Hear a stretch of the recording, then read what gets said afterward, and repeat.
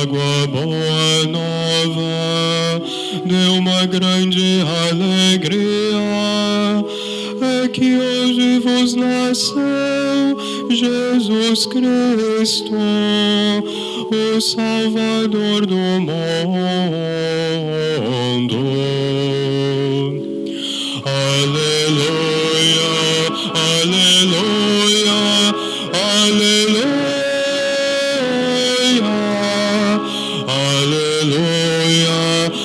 aleluia, aleluia.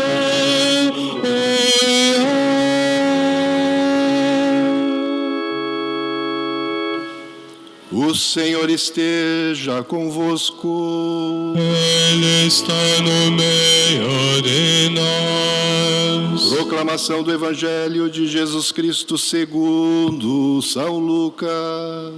Glória a vós, Senhor. Aconteceu que, naqueles dias, César Augusto publicou um decreto ordenando o recenseamento de toda a terra. Esse primeiro recenseamento foi feito quando Quirino era governador da Síria. Todos iam registrar-se, cada um na sua cidade natal. Por ser da família e descendência de Davi, José subiu da cidade de Nazaré, na Galiléia, até a cidade de Davi, chamada Belém, na Judéia, para registrar-se com Maria, sua esposa, que estava grávida. Enquanto estavam em Belém, completaram-se os dias para o parto, e Maria deu à luz o seu filho primogênito. Ela o enfaixou e o colocou na manjedoura, pois não havia lugar para eles na hospedaria. Naquela região havia pastores que passavam a noite nos campos, tomando conta do seu rebanho. Um anjo do Senhor apareceu aos pastores, a glória do Senhor os envolveu em luz e eles ficaram com muito medo. O anjo, porém, disse aos pastores: não tenhais medo, eu vos anuncio uma grande alegria, que o será para todo o povo. Hoje, na cidade de Davi, nasceu para vós um Salvador, que é o Cristo Senhor. Isto vos servirá de sinal. Encontrareis um recém-nascido envolvido em faixas e deitado numa manjedoura. E, de repente, juntou-se ao anjo uma multidão da corte celeste. Cantavam louvores a Deus, dizendo: glória a Deus no mais alto dos céus, e paz na terra aos homens por ele amados. Palavra da salvação. Glória a vós, Senhor.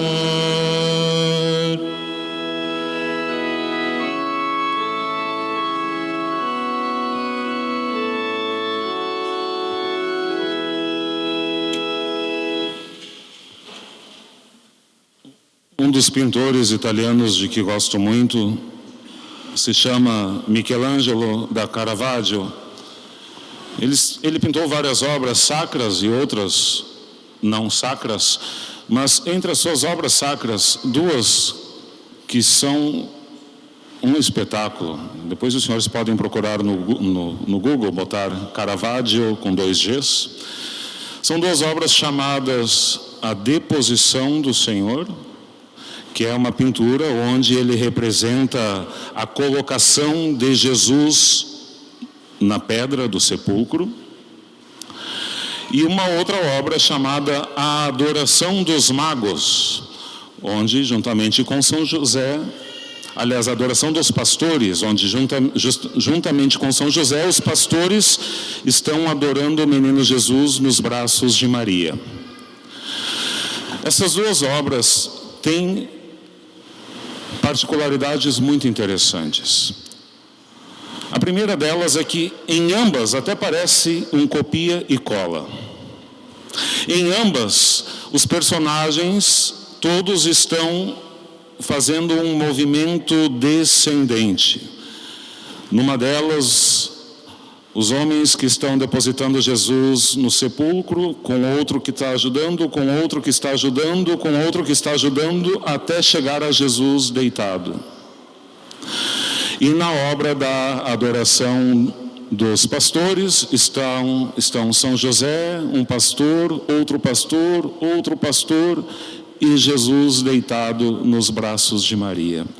Ambas as obras têm esse movimento de descida, representando assim o rebaixamento de Deus. Uma outra peculiaridade nessas duas obras é que ambas são muito escuras. A única fonte de luz que permite ver o semblante dos personagens emite de Jesus, seja ele menino, esteja ele morto. Dele, como que não que saiam raios, mas todo semblante que se pode ver a partir da perspectiva de Jesus. E um outro detalhe que parece mera coincidência, mas não era, é que primeiro, em 1604, Caravaggio pintou a obra da deposição do Senhor no sepulcro. E 5 anos depois, 1 ano antes de sua morte, ele pintou a adoração dos magos.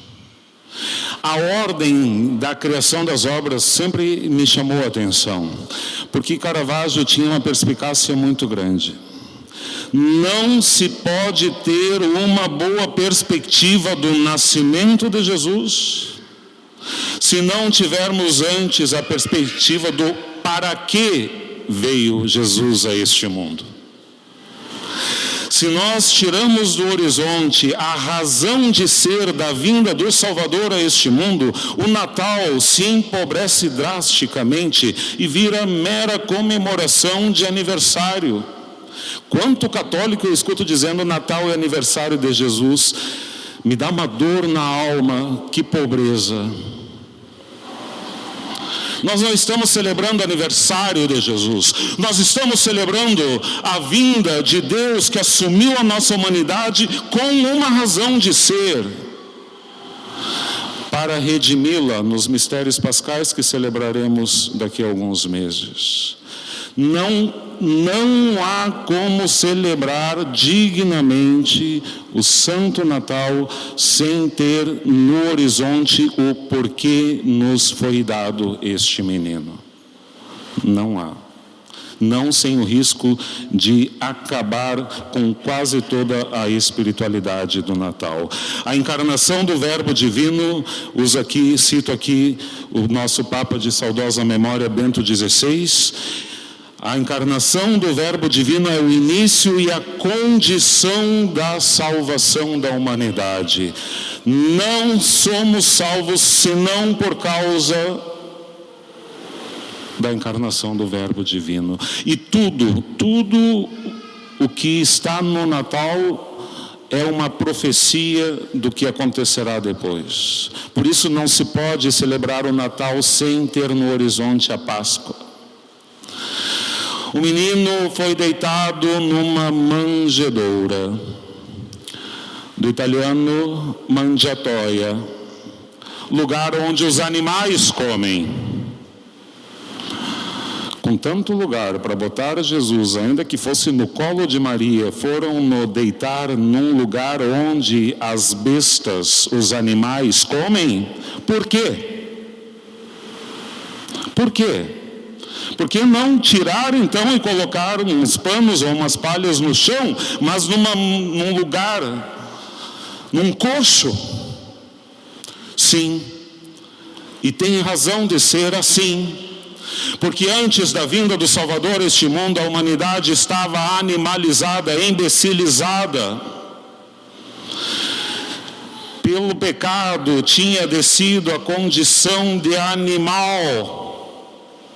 Não à toa o filho pródigo, ao se afastar da casa do pai, se alimenta com as bolotas que os porcos comiam, porque é a isto que está reduzida a humanidade, se não fosse o Salvador.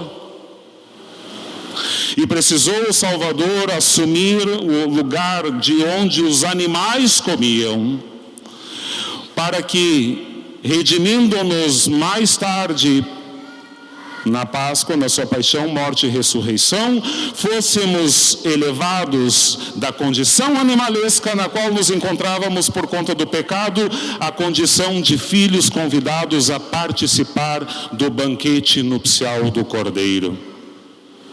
Por isso foi ele envolto em faixas, porque envolto em faixas foi também depositado no sepulcro. Por isso nasceu ele em Belém, não só para se cumprir a profecia de Isaías, que nós ouvimos na missa de hoje de manhã, ou de ontem à tarde, enfim, do 4º domingo do Advento, mas porque Belém significa etimologicamente Bethlehem, casa do pão. Para isto nasceu o Salvador, para fazer-se alimento.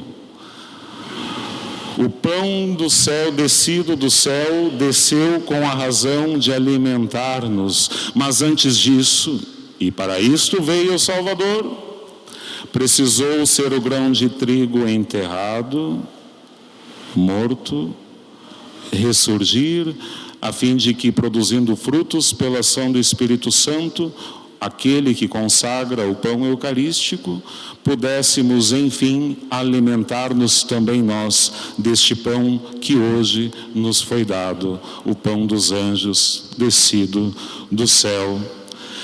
Meus amados, o ápice da história de amor entre Deus e a humanidade passa através da manjedoura de Belém e do sepulcro de Jerusalém. Não há como dissociar uma coisa da outra.